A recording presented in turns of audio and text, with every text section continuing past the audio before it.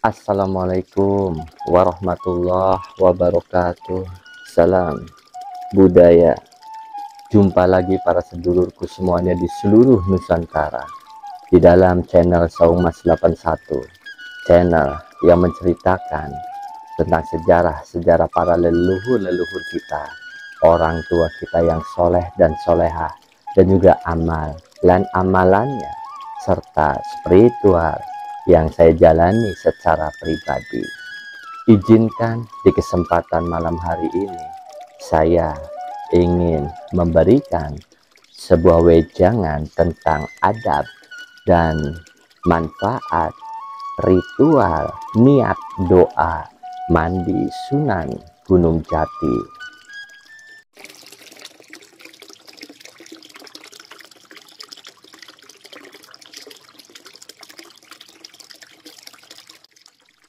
Apa kabar para sedulurku semuanya? Mugi-mugi para sedulur di seluruh Nusantara, dimanapun para sedulur berada, selalu diberikan kesehatan, waluya jati, kelawan rahmat lan hidayah, saking kersanipun Gusti Allah Subhanahu wa Ta'ala, dan juga selalu diberikan kebaikan-kebaikan, kebahagiaan-kebahagiaan, dan keselamatan baik dunia dan juga akhirat. Amin amin ya robbal alamin. Mandi secara umum itu artinya adalah bersiram. Bersiram dari aktivitas membasuh dari kepala hingga ujung kaki. Aktivitas ini dapat dilakukan untuk bertujuan kebersihan pribadi dan juga untuk ritual keagamaan. Kebetulan kemarin para sedulur saya tak sengaja melihat suatu medsos tentang Kiai Haji Abdul Karim yang memberikan suatu ceramah tentang doa mandi Kanjeng Sunan Gunung Jati. Saya sangat respect terhadap beliau karena dulu ketika saya melihat beliau pertama kali tampil, ya saya mohon maaf cerita sedikit pas dulu. Beliau selalu memakai jubah dan juga memakai udang-udang. Beliau selalu berdoa dan doanya itu selalu masuk ke dalam kolbu saya. Tandanya orang-orang seperti itu adalah orang-orang yang memiliki suatu spiritual yang pembelajarannya dari luar ke dalam, bukan dari dalam ke luar. Itu sangat hebat beliau. Dan ketika saya melihat beliau memberikan niat doa mandi Kanjeng Sunan Gunung Jati, saya semakin respect terhadap beliau. Ajaran Islam itu sendiri para sedulur, untuk masalah mandi, baik mandi untuk menghilangkan hadas besar, itu juga diajarkan seperti niatnya, nawaitu gusla lirofil hadasil akbari fardol lillahi ta'ala, yang artinya aku berniat mandi besar untuk menghilangkan hadas besar fardu karena Allah Ta'ala. Itu kan sebuah bahasa. Jadi ketika para wali, para orang tua kita terdahulu memberikan sebuah niat yang diawali dengan bismillah, dan di tengah-tengahnya itu memakai bahasa Nusantara, Indonesia, dan dicampur dengan bahasa Jawa misalkan, kan bukan menjadi suatu masalah besar bahwa itu musyrik atau bid'ah, kan tidak di situ para sedulur. Kembali lagi, itu adalah bahasa yang dimengerti pada saat kondisi para wali itu menyiarkan agama Islam pada saat kondisi itu, dan itu sudah saya singgung di konten-konten saya terdahulu. Jadi ketika saya melihat Kiai Haji Saiful Karim memberikan niat doa itu, saya coba untuk menambahkan. Bukan berarti beliau salah, tidak, hanya menambahkan bahwa adab dalam mandi untuk niat doa Kanjeng Sunan Gunung Jati yaitu adalah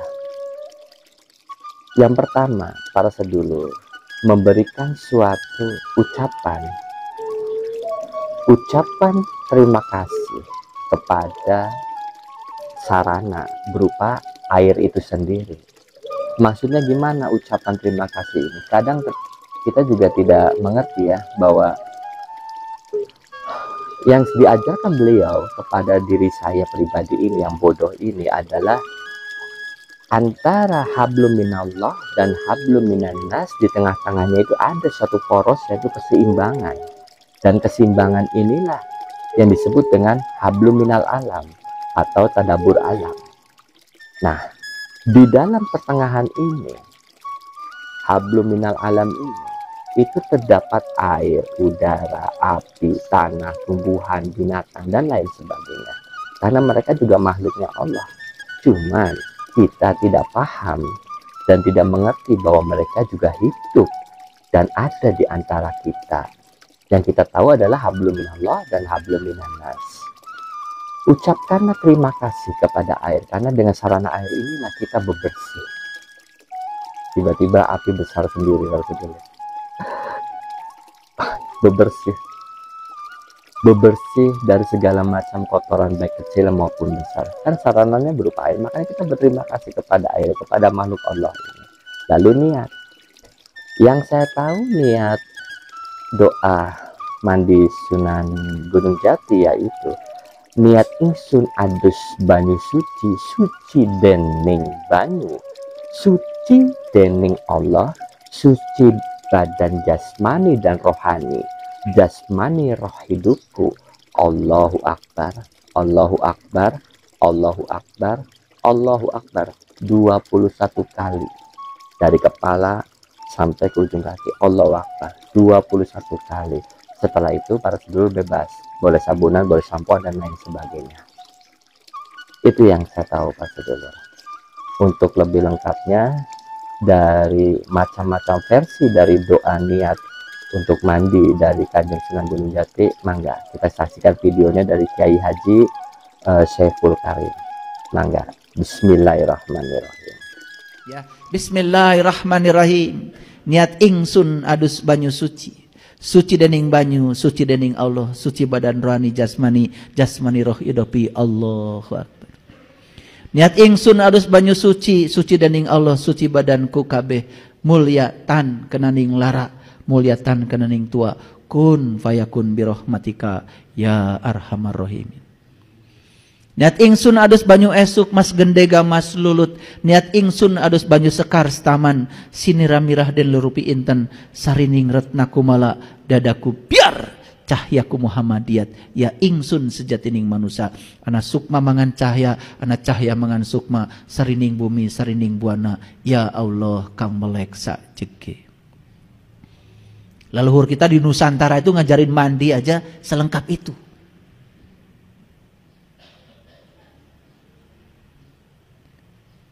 Dan kita sangat menyepelekan ajaran leluhur kita. Itu yang bikin doa itu namanya Sunan Gunung Jati loh. Alhamdulillah sudah kita saksikan sekarang. Apa sih manfaat dari mandi melalui niat doanya Sunan Gunung Jati? Insya Allah akan saya berikan. Mangga kita saksikan videonya. Manfaat mandi dari niat doa Sunan Gunung Jati. Bismillahirrahmanirrahim. Manfaat mandi doa Sunan Gunung Jati sebagai hakikat pembersihan jasad dan rohania, di mana dalam kehidupan mereka tidak hanya berperan di hadapan sesama, melainkan di hadapan Allah Subhanahu wa Ta'ala, untuk wasilah pemberi lindungan dan pemenuhan berkah, agar sifat yang melekat pada air, yaitu sifat rendah hati dan tawadu, yang jauh dari sifat-sifat adigung seperti takabur, sombong, dan lain-lain, agar diangkat derajatnya oleh Allah Subhanahu wa Ta'ala. Meyakini segala sesuatu tindakan dan perbuatan atas dasar perintah dan ridhonya Allah Subhanahu wa Ta'ala menghilangkan sifat buruk seperti ria, dengki, ujub, sombong, dan lain-lain sebagai sarana perlindungan diri dari berbagai bentuk serangan jahat dan nasib buruk. Wallahu alam bishawab.